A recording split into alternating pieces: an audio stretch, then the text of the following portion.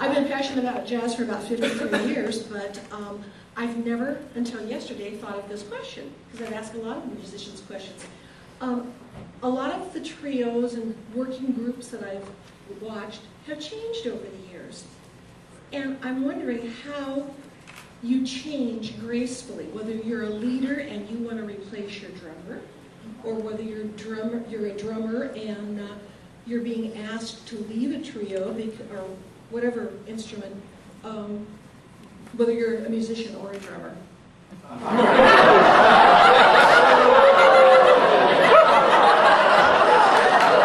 Okay.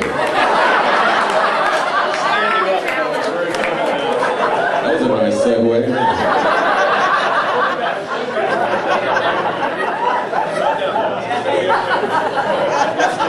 We are musicians, man.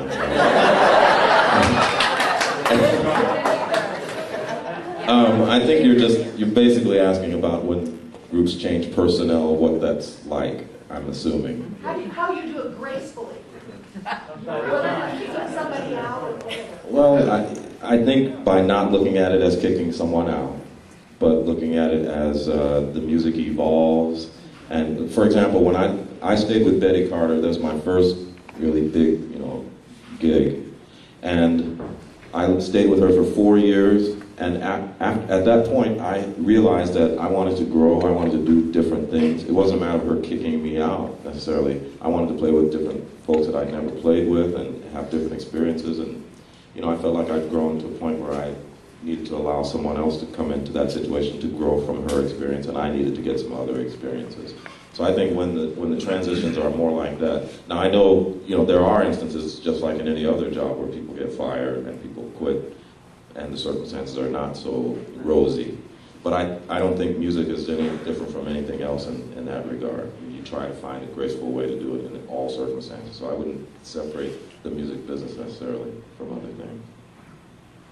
I totally agree. It's, if as a leader, if somebody calls you up and says, oh, I can't make the tour next week, which actually just happened to me, you think, okay, I'm either going to fire this guy and get somebody who wants to do the gig, or I'll work around it with a sub, and of course you're put out because you have a musical project that you put a lot of interest and love and work into, and now you've got to kind of improvise, but luckily it's jazz, so that's what it's based on, and there's so many great players to play with that you always do fine, and you sometimes, for the public's sake, need to put a happy face on it when it could have been a less than amicable, moment. But we're adults, and we all play the best we can, and it's a big pool of great musicians, and the music moves forward, and maybe we lose some of the familiarity and all the, the arrangements and the tightness we have together, but we get some fresh new thing that makes the music go in another place.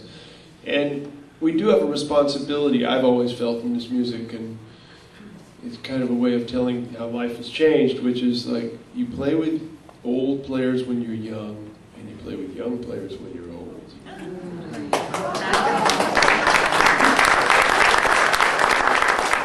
I was going to say that